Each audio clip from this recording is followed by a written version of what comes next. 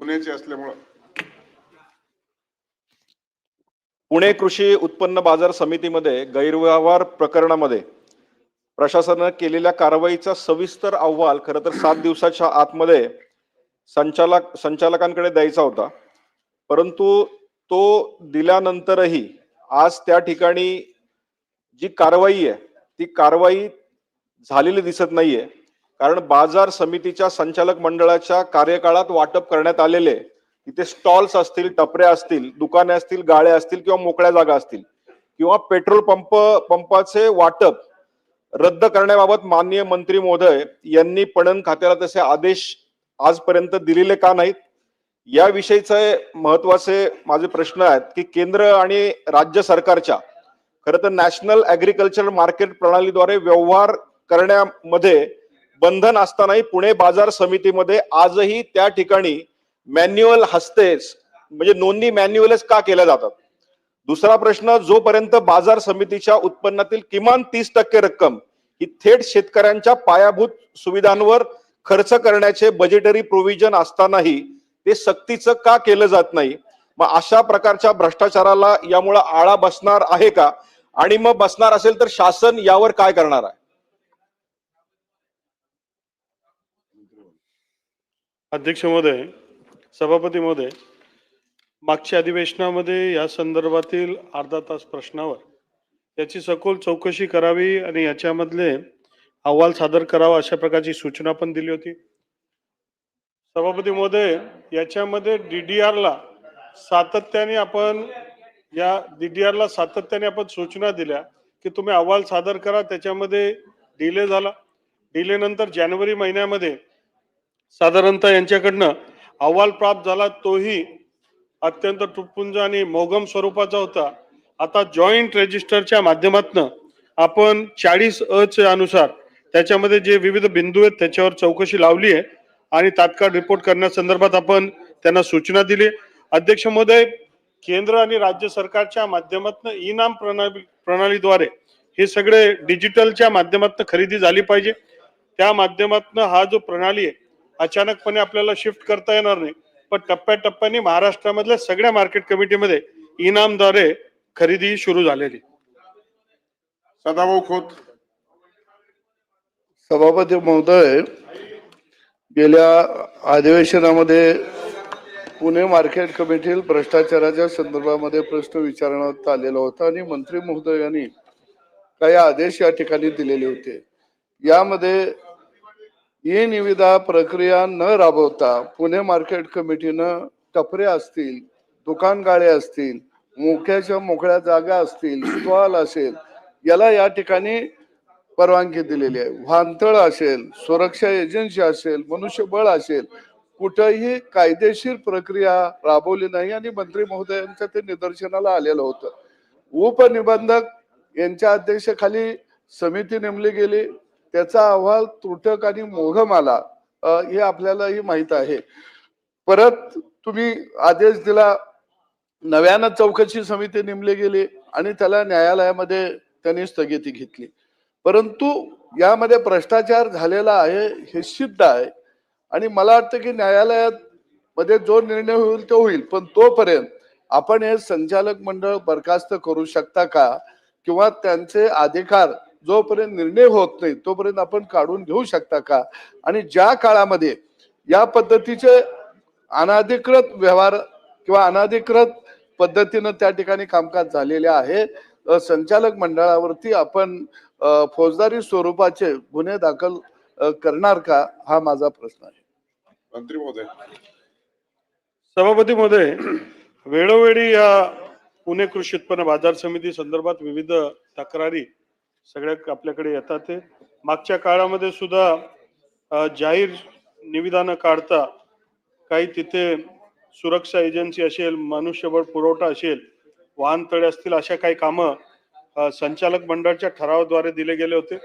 अध्यक्ष महोदय, आपण ते तात्काळ थांबवण्यासंदर्भात, रद्द करण्यासंदर्भातील सूचना आपण दिलेल्या अध्यक्ष महोदय. त्याचबरोबर अध्यक्ष महोदय, काही जे कामं आहेत त्यांना जोपर्यंत आपण निविदा प्रणाली मार्फत आपल्याकडे पर्यायी एजन्सी येत नाही तोपर्यंत त्याच्या माध्यमातून जसं आहे तसं आपल्याला चालवण्यासंदर्भात पर्याय नाही, परंतु आपण त्यांना टेंडरिंग पद्धतीद्वारे कायद्यामध्ये विविध जो कायदा आहे त्या कायद्याच्या माध्यमातून हे सगळ्या गोष्टी व्हाव्या अशा प्रकारच्या आपण सूचना दिल्यात आणि ती प्रणाली अध्यक्षपदे चालू आहे. खरं तर ज्या वेगाने चालली पाहिजे त्या वेगाने ते चालत ते अत्यंत दिरंगाईने ते चालले.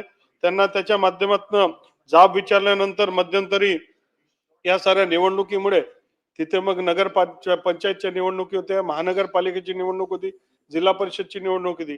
हा सगळ्याला 4 महिन्याचा कालावधी त्याच्या माध्यमातून गेला आणि म्हणून आचारसंहिता दरम्यान आम्हाला त्या निविदा काढता आल्या नाही, परंतु त्याच्यानंतर आम्ही त्या निविदा काढल्या आहेत आणि त्याची प्रक्रिया चालू आहे अशा प्रकारची माहिती त्यांच्याकडनं प्राप्त झाली. अध्यक्ष नाही प्रश्न हा बोला.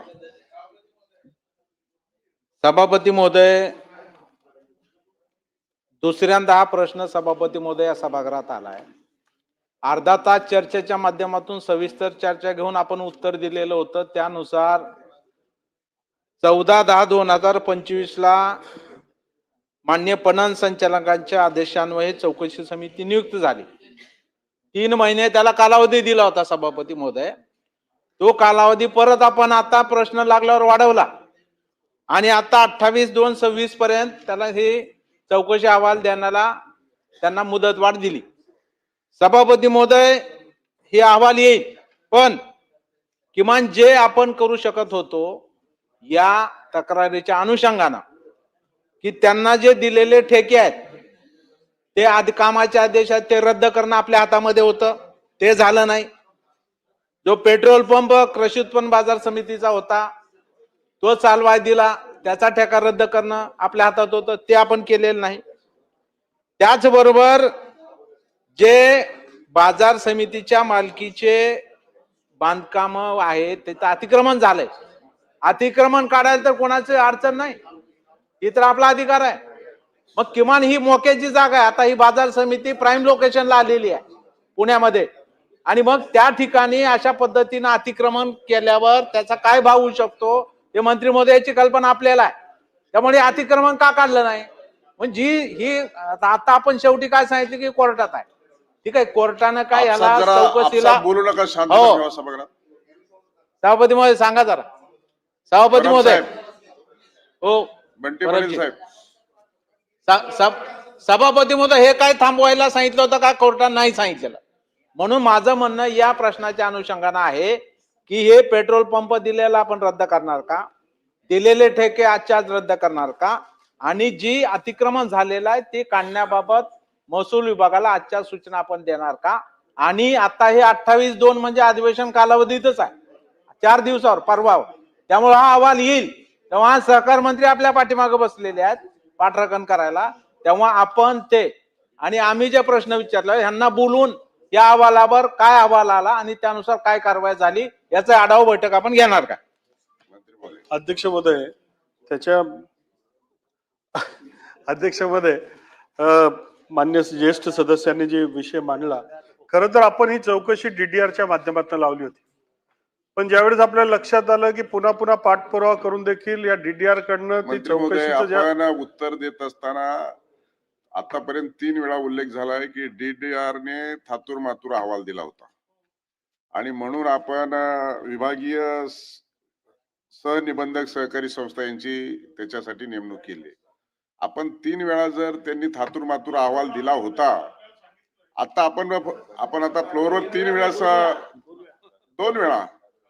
2 वेळा मान्य केलंय, तर त्यांनी थातूर मातूर अहवाल का दिला ते सन्मान्य सदस्यांनी जो प्रश्न विचारलाय त्या अनुषंगाने त्या सभापती महोदय, specific उत्तर तोच द्या. विषय आपण जरा थोडस अजून लक्ष म्हणजे त्याच्या माध्यमातून त्यांनी काय सांगितलंय की हा जो जॉईंट रजिस्टरचा जो अहवाल आहे तो आता तारीख आजची आपली 24 आहे, ते 28 तारखेपासून पर्यंत येणं क्रम प्राप्त आहे. तर तेच विषय चर्चेला झाला की 28 तारखेला, परवाचा दिवस 28 आहे. सभापती मध्येच काय शांतता ठेवा. सभापती महोदय, हा विषयाकडे आपण लक्ष द्या की 28 तारखेला कुठलाही प्राथमिक अहवाल आपल्याकडे प्राप्त झाला नाही तर कारवाई कशावर करावी हा प्रश्न आपल्याकडे येत असतो. आणि मग 28 तारखेला जो अहवाल प्राप्त होईल त्या अहवालवर कडक कारवाई करण्यात येईल. बंटी पाटील. सन्मान्य दादा पण येत आहेत आणि मंत्री महोदय, मागच्या